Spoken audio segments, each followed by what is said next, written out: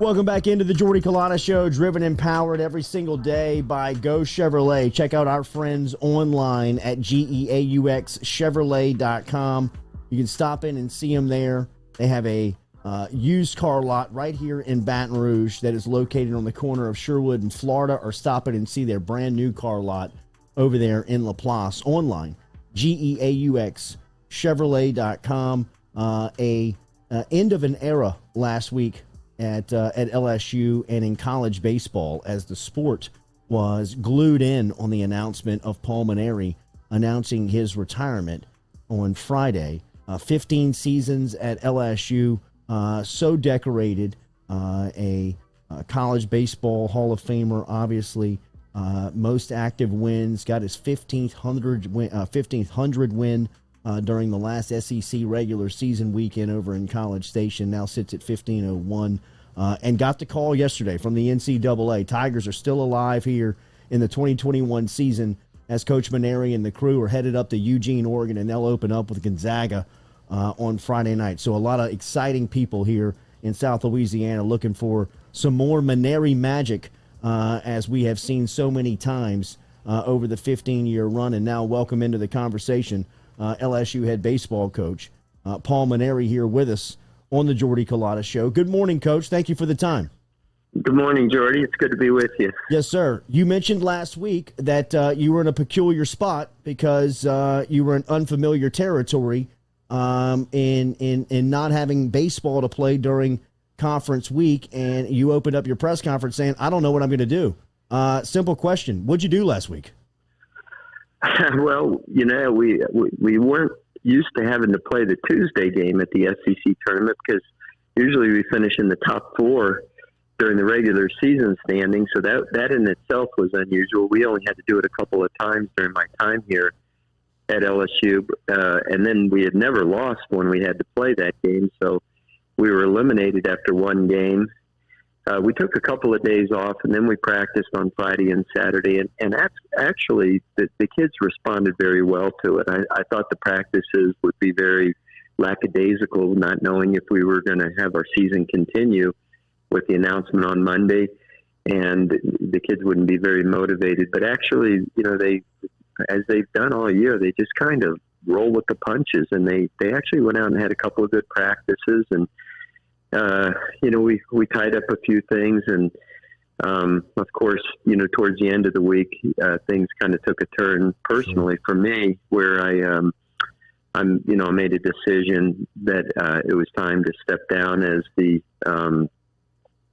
coach at the end of the season. And I woke up on Thursday morning and visited with my wife about it, and I've been thinking about it for several months, and just finally came to a decision. And I texted Scott Woodward and asked if he was in town and if he could make time to see me that afternoon. And I went over and talked to him about everything and told him what I wanted to do. And we talked about it, and he agreed. And I just thought it was best to announce it right away so that Scott and his staff could have plenty of time to start their search and find the right guy and not let LSU fall behind. With this new rule, with the transfer portal and people being able to be eligible right away, I just don't want to see LSU lag behind everybody else. And I think there's a very strong foundation for next year's team, and there's some pieces that they're going to need to go out and get. The new coach would have to go out and get to fill some areas that we need to get stronger in. But I think there's capability of having a good team, a championship caliber team right away. And I didn't want to see LSU, fall behind everybody else. And so that's why we made the announcement so that Scott and his staff could feel free to go out openly and start making their search for a coach. I thought Friday was sorry. It was emotional. It was a tough time, even though I knew it was the right thing to do. Yes, sir. I thought your press conference was incredible, and whether it was the direct message to Skip sitting right there in the front row, or the message to the players that were in attendance that day, to sharing some of the stories that have impacted you that we may have not have known in just covering you and watching your teams play. From an individual standpoint, what was the coolest part about Friday? Well, I don't know if there's a coolest part. Jordy, it was just me, I've always been pretty transparent. And, one thing, people may not like me, or, people may think I, have, certain faults, but one fault that I don't think I have is I always tell the truth, and I'm not, there's nothing fake about me. I'm going to tell the truth and tell people exactly, what the deal is. And, so when I speak, I do, just speak from the heart. And, I never, I give a lot of speeches. I never usually have notes or anything. I just kind of say what's on my mind. And, I was concerned about whether or not I would emotionally be able to get through it, because once the announcement was made at noon, I just can't believe the amount of people that sent me text messages and emails, and any one of those messages would bring you to tears, because it was just so flattering to hear comments that people were saying, the impact that I may have had on their lives. And I don't say that in a braggadocious way. I just say it because it was just so moving to me. I only went into coaching because I wanted to impact lives. And, when people write to you to these beautiful emails or these beautiful text messages and tell you that that's what you did, it kind of just validates your career and makes you feel so good that maybe you did do something that helped somebody along the way. I read a couple of them, and I'm not ashamed to tell you that in the privacy of my own office, it would just bring me to tears. So I had to stop reading them, and I just said, I'm never going to be able to get through this press conference because I'm just going to be an emotional mess all afternoon. So I just decided that I would wait till the evening and the privacy of my home and just start reading them then, so that I could get through the press conference. But, I was glad my wife was there. I was glad my son was there, my daughter and my grandchildren and son-in-law and Skip. And, Scott Woodward's amazing. After I met with him, he had gone all the way down to Camp Fouchon with Collis Temple and Garrett Temple to go fishing that afternoon. And he told me that he was not going to be at the press conference. And then he drove all the way back to be at the press conference. Wow. I mean, unbelievable. The guy's just got to, he's got to feel, he knows the right thing to do. And that's why he's such a great leader. And I feel so confident with him in charge of the LSU athletic department that only good things are going to happen in the future. One of only 5 coaches in NCAA Division I baseball history to win at least 1,500 games and have a national championship, Coach Paul Mainieri, joining us here on the Jordy Culotta Show. Final one on you, and I promise I'll get to your team. Can you give us an idea? You are recognized as one of the dominant coaches within the game, of the weight of the LSU baseball job, and just, you gave us a peek in your storytelling last week of it never leaves you. It's a 365-day, 24/7 gig. Just an idea on what potentially could be your last month as wearing the hat in the dugout, of just the weight and the scope of the job that you have held for the last 15 seasons. Well, I knew what I was getting into, Jordy, so nobody needs to feel sorry for me. That's for sure. Sure. I embraced it. The first 3 jobs that I had in my coaching career, St. Thomas, Air Force, and Notre Dame, my job was much like Skip's when he came to LSU, and that was to try to make people appreciate college baseball and to believe that it mattered what we were doing. So on a much smaller scale, I was doing what Skip was doing, trying to promote the game, trying to convince people that it was worth giving their support to the program. And it, what Skip did here, it was exhausting to him to have to do that. And it was exhausting to me at those 3 schools to do that as well. And I'm proud, at Notre Dame, our stadium only held 2,100 people. Okay. When I first got there, we averaged about 100 people a game. In my last year at Notre Dame, we averaged 2,514 people a game. Wow. So on a much smaller scale, we were doing what Skip did, in terms of creating interest and so forth. So when the opportunity came to come to LSU, I wanted to go where that job had already been done, where the interest had already been created in the sport, I didn't have it in me to try to start that from scratch again, and obviously Skip had already done that, and there was no other place in the country where there was more interest in baseball. And that was why I took the job at LSU, because I wanted to be somewhere where the sport mattered to everybody. Well, and I said this right from the first speech I gave that first fall of 2006 when I got here. You can't speak with a forked tongue. You can't want to have all this great history and tradition, facilities, great ball players, fan support, all these resources at your disposal, and then not have people expect results. You can't have one without the other. That would be very hypocritical. Well, what comes with what comes with all those resources is expectations, and what comes with expectations is frustration when you don't deliver on a consistent basis.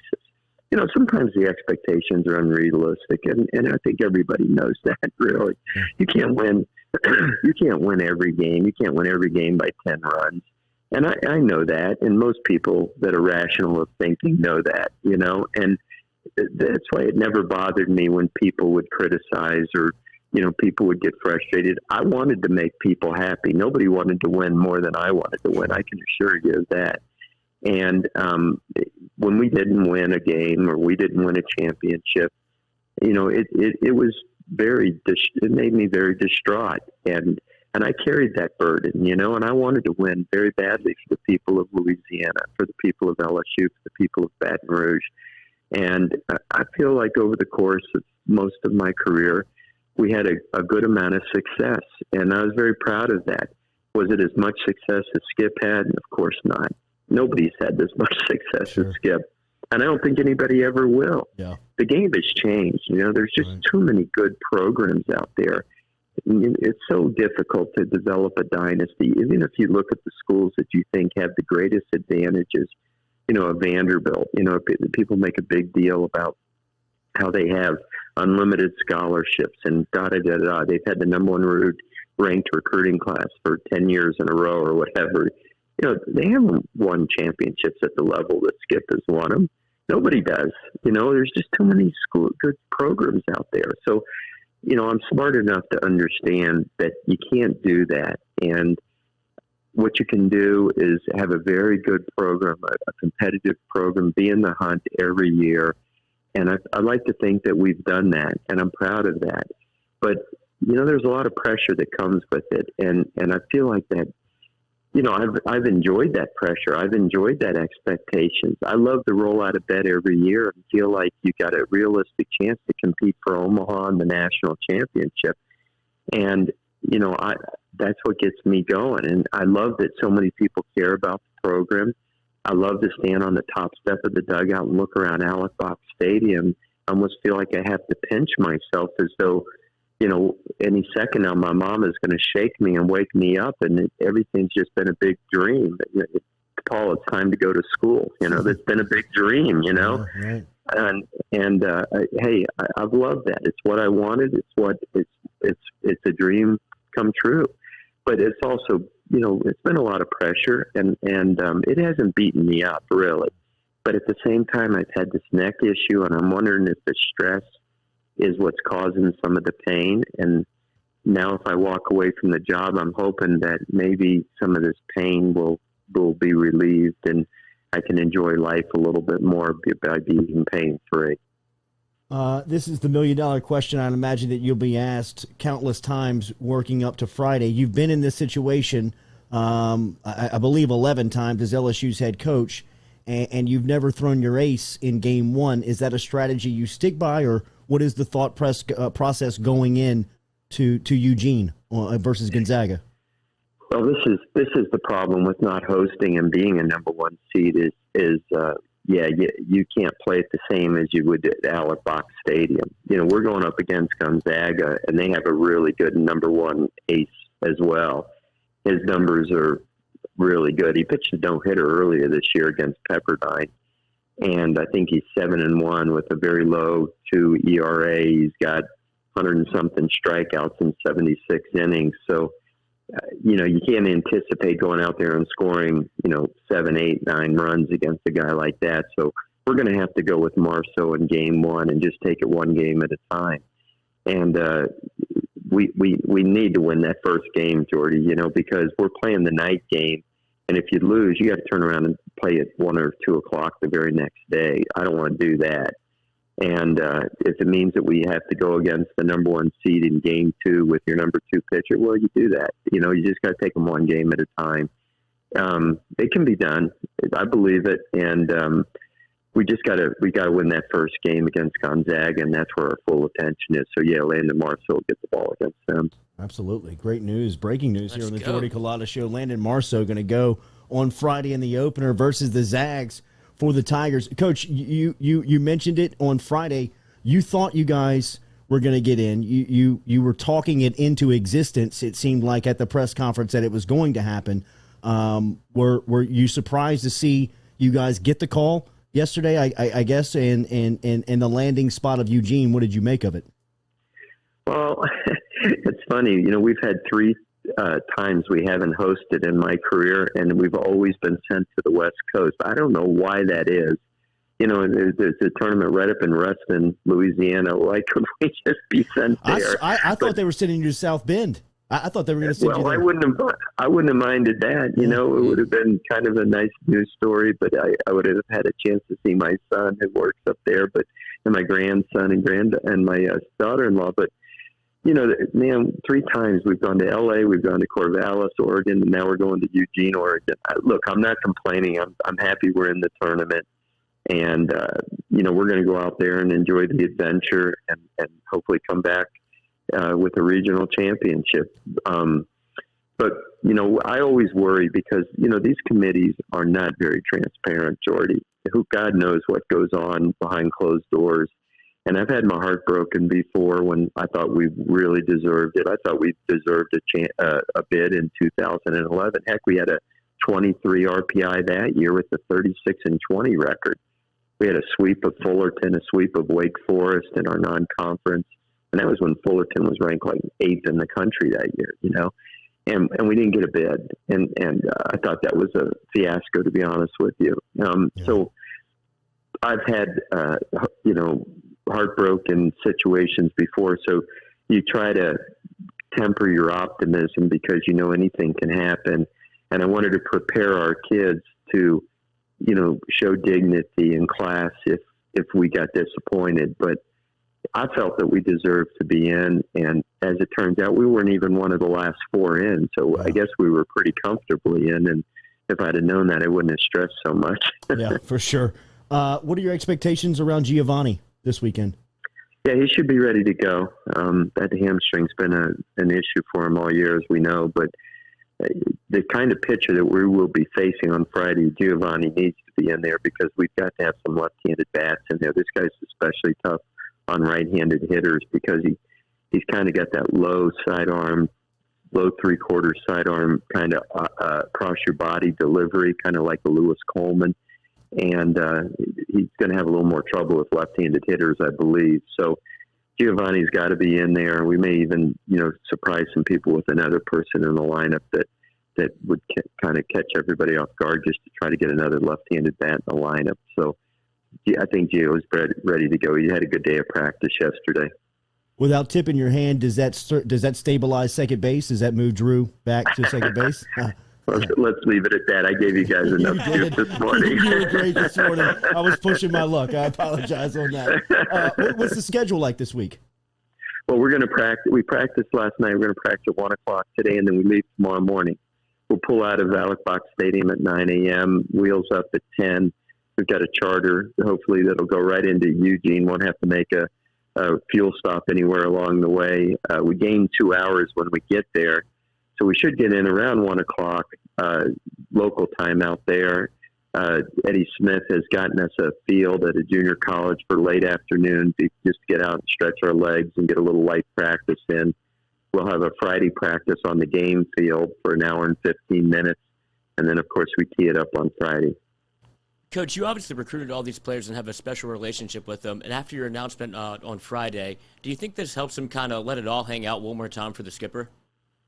Yeah, I do. I address that with them, and it's very flattering and very moving that they would want to do something special for their coach, but I don't want them to put that pressure on themselves. I really want them just to enjoy the experience for themselves.